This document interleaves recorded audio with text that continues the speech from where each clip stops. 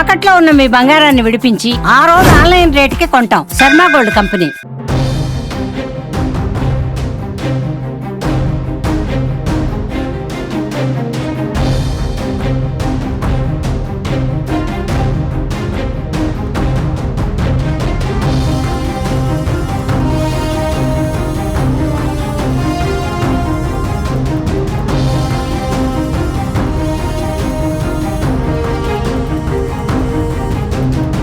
Indian defence system Bharat కు గోడగా నిలిచింది. INS Vikrant అంతు చూసింది.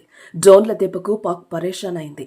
లాహోర్, ఇస్లామాబాద్, కరాచీలో బాంబుల వర్షం కురిసింది.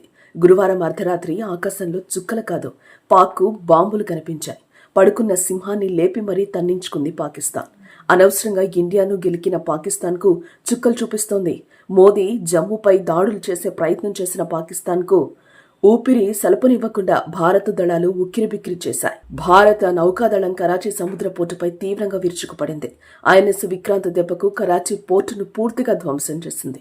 కరాచీ పోర్టులో దాదాపు 10 భారీ పేలుళ్లు చోటు చేసుకున్నాయి. భారత మిస్సైల్ దాడుల వల్ల అక్కడున్న అనేక కంటైనర్లు పూర్తిగా ధ్వంసమయ్యాయి.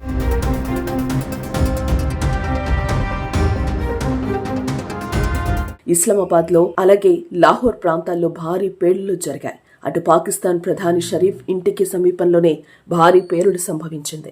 ఆయన ఇంటికి 10 కిలోమీటర్ల పరిధిలోనే భారత్ బాంబు వేసింది. దీంతో ఆయన లగెత్తారు.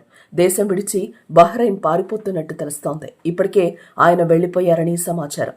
భారత్ మెరుపు దాడులకు పాక్ ఆర్మీ సైతం చేతులెత్తేసింది. ఏం చెయ్యలేని నిస్సహాయ స్థితిలో ఉండిపోయింది. కీలకమైన ఆర్మీ అధికారులు కూడా ప్రధానితో పాటు విదేశాలకు జంప్ అవుతున్నట్టు వార్తలొస్తున్నాయి.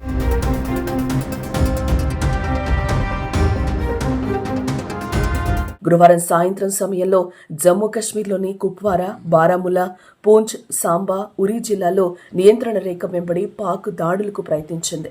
అంతర్జాతీయ సరిహద్దుకు సమీపంలో ఉన్న జమ్మూ, పఠాన్కోట్, ఉధంపూర్ వంటి కీలక సైనిక స్థావరాలను కూడా పాకిస్తాన్ లక్ష్యంగా చేసుకుని డ్రోన్లు, క్షిపణులతో దాడి చేసింది.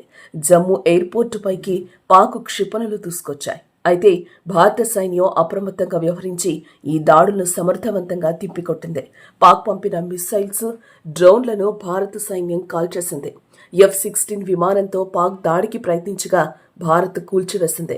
మొత్తం ఉత్తర పశ్చిమ భారతదేశంలోని 15 నగరాల్లోని అనేక సైనిక లక్ష్యాలను లక్ష్యంగా చేసుకునేందుకు పాకిస్తాన్ చేసిన ప్రయత్నాలను భారత్ భగ్నం చేసినట్లు భారతదేశం ప్రకటించిన కొన్ని గంటల తర్వాత భారత్ అటాక్ స్టార్ట్ చేసింది.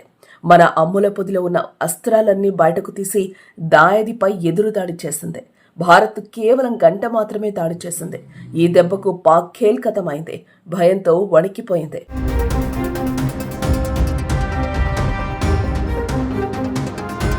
భారత్, పాకిస్తాన్ మధ్య ఉద్రిక్తతలు తీవ్ర స్థాయికి చేరుకున్నాయి. ఈ నేపథ్యంలో అగ్రరాజ్యం అమెరికా రంగంలోకి దిగింది. విదేశాంగ శాఖ మంత్రి జైశంకర్తో అమెరికా సెక్రటరీ మార్క్ రుబియో ఫోన్లో మాట్లాడారు. అదే సమయంలో పాకిస్తాన్ ప్రధానమంత్రి షెహబాజ్ షరీఫ్ కూడా మార్కో రుబియో ఫోన్ చేశారు. తక్షణమే 2 దేశాలు ఉద్రిక్తతలను ఆపేయాలని హితో పలికారు. ఇరు దేశాల మధ్య ప్రత్యక్ష చర్చలకు అమెరికా మద్దతిస్తుందని ఆయన హామీనిచ్చారు.